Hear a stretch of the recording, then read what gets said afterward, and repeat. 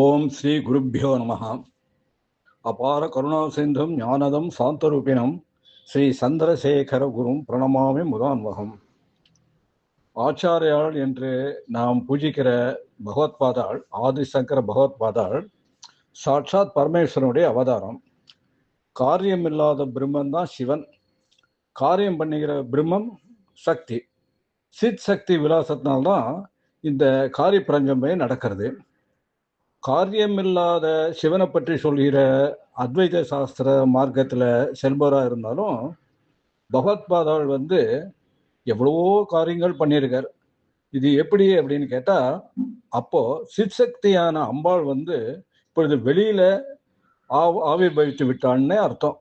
அதாவது இந்த ஜெகன் மாதா பிதா ரெண்டு பேருமே சேர்ந்து ஜெகத்குருவாக வந்தார்கள்னு அர்த்தம். நிர்குண பிரம்மத்தை உபாசிக்கிற பக்கம் நமக்கு எல்லாரும் இன்னும் வரல. அதனால அந்த நிர்குண பிரம்மத்தோடைய சக்தி இருக்கு இல்லையா, அதோடைய பக்கம் நம்ம மனசை திருப்பி விட்டா ஸ்வஸ்வரூப ஆனந்தத்தை, அந்த பராசக்தியை அனுகிரகித்து விடுவாள்னு பெரியவாள்லாம் சொல்லியிருக்கா. கிரந்தங்களையும் அப்படிதான் எழுதியிருக்கு. சதாசிவ அனுகிரக பிரதாயினன்னு தான் சொல்லியிருக்கு. இப்படி பக்தி மார்க்கமாக அவர் பண்ணிய நூல்களுக்கெல்லாம் சிகரமா இருப்பது, உச்சகட்டத்தில் இருப்பது சௌந்தரகலி. சௌந்தரகலியில 100 ஸ்லோகங்கள். ஆச்சாரியால் பார்வதி பரமேஸ்வரர் கைலாசத்துல தரிசனம் பண்றதுக்காக போயிருந்த போது ஈஸ்வரனே அவருக்கு இந்த சௌந்தரகரி ஓலை சுவடிகளை கொடுத்தாராம். அப்போ அவர் திரும்பி அதை எடுத்துன்னு வரும்போது அதுலேருந்து ஒரு 59 ஸ்லோகங்கள் இருக்கிற ஓலை சுவடிகளை நந்திகேஸ்வரர் பிடிங்கிட்டார். இவருக்கு மனசு ரொம்ப கஷ்டமா விடுத்து, என்னடா அது ஈஸ்வரன் தந்ததை போய் இது மாதிரி கோட்டை விட்டுட்டோமே அப்படின்னுட்டு. அப்போ அம்பாளுடைய ஒரு ஆக்ஞையே இவருக்கு கிடைச்சதான். அதாவது பாக்கி இருக்கிற இந்த 59 ஸ்லோகங்கள் அவர் நந்திகேஸ்வரர் பிடிங்கிட்டாருன்னு கவலைப்படாத, அந்த ஸ்லோகங்களை நீனே பாடிடு அப்படின்னு அவருக்கு ஒரு ஆக்ஞை வந்ததாம். இந்த கதையெல்லாம் மார்க்கண்டேய சம்ஹிதைன்னு ஒரு கிரந்தம் இருக்கு. அதுல நல்லா விரிவா சொல்லியிருக்கு. இதுல ஆகக்கூடிய 41 முதல்ல இருக்கிற ஸ்லோகங்கள் மந்திர ஸ்வரூபமா இருக்கு. அது கைலாசத்திலே பண்ணினதுன்னு ஐதீகம். பாக்கி 59 ஸ்லோகங்கள் ஆச்சாரியால் பண்ணியது சுந்தர ஸ்வரூப வர்ணனை. 41 மந்திர ஸ்வரூப வர்ணனை, 59 அம்பாளுடைய சுந்தர ஸ்வரூப வர்ணனை பொதுவாக சொல்லலாம். சௌந்தரிய நகரி ரொம்ப ஒரு உத்கிருஷ்டமான ஒரு சிறந்த நூல். தேவி உபாசகர்களுக்கு இது பெரிய வரப்பிரசாதம். இப்போ இந்த நூலை பாராயணம் பண்ணுறதால என்ன பலன் கிடைக்கும் அப்படின்னு கேட்டாக்க, நம்ம திருப்பி என்ன பதில் சொல்ல முடியும்? என்ன பலன் தான் கிடைக்காம இருக்கும் அப்படிங்கிற பதில் தான் சொல்ல வேண்டியிருக்கு. கடைசி ஸ்லோகத்துக்கு முந்தைய ஸ்லோகத்தில், அதாவது 99வது ஸ்லோகத்தில் ஆச்சாரியாலே சொல்றார். இதை ஒரு சின்ன ஒரு லிஸ்ட் மாதிரி போட்டு வந்திருக்கார். அம்பாளை பற்றி பாடுறார். உன்னை உபாசிக்கிறவன் துவத் பஜனவான், உன்னை உன்னை பஜனை பண்றவன், உன்னை உபாசிக்கிறவன், இவனுக்கு இந்தந்த பலன்கள்லாம் கிடைக்கிறதுன்னு அவர் ஒரு சின்ன லிஸ்ட் மாதிரி கொடுத்துருக்கார். என்ன, இப்போ இகப்பர நலன்களை எல்லாம் தருவது அம்பாள். இகப்பர நலன்கள் ரெண்டுமே தருவது அம்பாள் தான். ஞானிகளுக்கு இந்த இக நலன்கள்லாம் வேண்டாம், அவங்களுக்கு பரநலன் இருந்தால் போகிறோம். அதாவது என்ன, மோட்ச பிரதாயினியாக அம்பாளை உபாசிப்பது தான் அவருடைய லட்சியம். நமக்கு இந்த நலன்களை இக நலன்களெல்லாம் பெற்றுக்கொண்டு அப்புறம் மெதுவாக ஒரு மாம்பெஞ்சி இருக்க முதல்ல கசக்கிறது, பிறகு துவர்ப்பாக போகிறது, பிறகு புளிப்பாக போகிறது, கடைசியில் மதுரமாக மாறுகிறது, ரொம்ப சாப்பிட்றதுக்கு தீரிப்பாக ஆகிறது. அப்போது அதே மாதிரி நம்ம ஒரு இந்த இக நலன்கள்லாம் அனுசரிச்சுட்டு போய் கடைசியில் ஒரு மதுரமான நிலைமைக்கு நம்ம வர வேண்டிய நிலைமையில தான் நம்ம இருக்கோம். அதனால இந்த அம்பாளுடைய உபாசனைங்கிறது நம்மள மாதிரி இருக்கிறவாளுக்கு ஒரு gradual transformation from materialism to ஸ்பிரிச்சுவல்ஸுங்கிற மாதிரி ஆறுது. இப்போ என்ன சொல்லியிருக்கா 99வது ஸ்லோகத்தில், அதை பார்க்கலாமா? சரஸ்வத்யா லக்ஷ்மியா விதிஹரி சபத்மோ விஹரதே ரதேகே பாதிவிரத்யம் சிதிலயதி ரம்யேன வபுஷா சிரம் ஜீவன்னேவ க்ஷபித பசுபாச வெதிகரஹா பரானந்தாபிக்யம் ரசயதி ரசம் தத் பஜனவானே அப்படின்னு ரொம்ப ஒரு அற்புதமா பாடியிருக்கார். இந்த இக நலன்கள்னு நம்ம சொல்லும்போது, அதாவது இந்த லோகத்துல கிடைக்கிற நிலன்கள் இருக்க, மெட்டீரியலிஸ்டிக்காக பார்க்கும்போது அதை வந்து எல்லாத்தையும் ஒரு பொதுவாக ஒரு 4 கேட்டகரியில் அடைக்கலாங்கிற மாதிரி ஆச்சாரியர்கள் வந்து அபிப்பிராயப்பட்டு இந்த ஸ்லோகத்தில் பண்ணியிருக்கார்.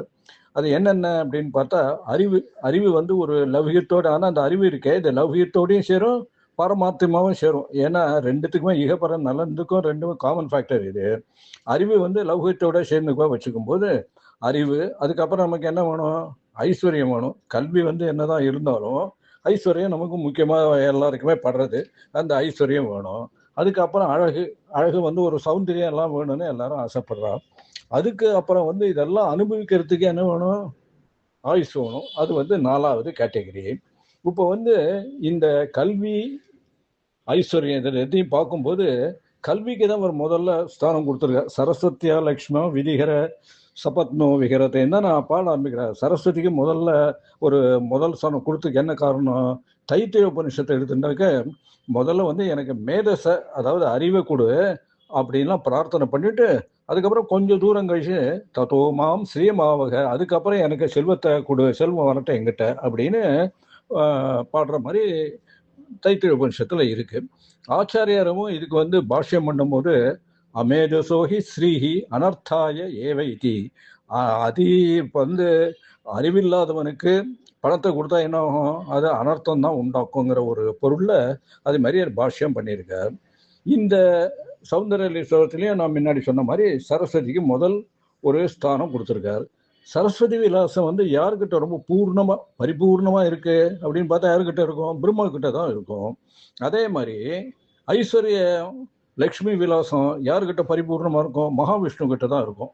ஆனா இந்த 2 பேருக்குமே இந்த அம்பாள் உபாசகரை பார்த்தாக்க இவனுக்கு என்னது, நம்ம விட ரொம்ப கல்வியறிவு, நம்ம விட ரொம்ப ஐஸ்வர்யம், இதெல்லாம் ரொம்ப இவங்கிட்ட எல்லாமே அதிகமா இருக்கு அப்படின்னு அவ அசூயப்படுறாளாம். எப்படி இருக்கு பாருங்க. அதாவது அந்த அளவுக்கு அம்பாளுடைய உபாசனைக்கு ஒரு மேன்மை கிடைக்கிறது. சரஸ்வத்தியா லக்ஷ்மியா விதிகரி சபத்னோ விகரதே அப்படிங்கிறார்.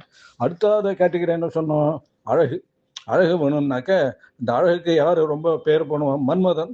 இந்த மன்மதனுடைய ஒரு சௌந்தரிய லட்சணம் வந்து அம்பாள் உபாசனுக்கு அம்பாள் வந்து அனுகிரகம் பண்றதுனால ரதி, அதாவது மன்மனுடைய பத்னியே இப்போ கொஞ்ச நேரம் அவளுக்கே வந்து இவனை பார்த்தா, இந்த உபாசனை பார்த்தா மன்மதனோன்னு அவன் வந்து பிரமிச்சு போற மாதிரி இருக்கான். ரதேகே பாத்திவிரதையும் சிதிலேதி ரம்யேன வபுஷா அப்படின்னு ரொம்ப அழகா போட்டிருக்கார். சரி, இது எல்லாம் 3 கிடைக்கிறது நமக்கு. இது வந்து கல்வி கிடைச்சாச்சு, ஐஸ்வர்யம் கிடைச்சாச்சு, அழகு கிடைச்சாச்சு. ஆனா இதெல்லாம் அனுபவிக்கிறதுக்கு என்ன வேணும், தீர்க்க ஆயுஸ் வேணும் இல்லையா? ஆயுஸ் இல்லாம இதெல்லாம் சும்மாத்தையும் வாங்கிட்டு என்ன பிரயோஜனம்? அதுக்கு வந்து பின்னாடி அந்த ஆயுசு கிடைக்கும், சிரஞ்சீவியா அவன் இருக்காங்கிறதுக்கு சிரஞ்சீவன்னேவ சபித பசுபாச வெதிகரகா பரானந்தாபிக்கியம் ரசயதி ரசம் துவத்பஜனவான ஒன்று ஆராதிக்கிறவனுக்கு இதெல்லாம் கிடைக்கும் அப்படின்னு பகவத்பாதா சொல்றார்.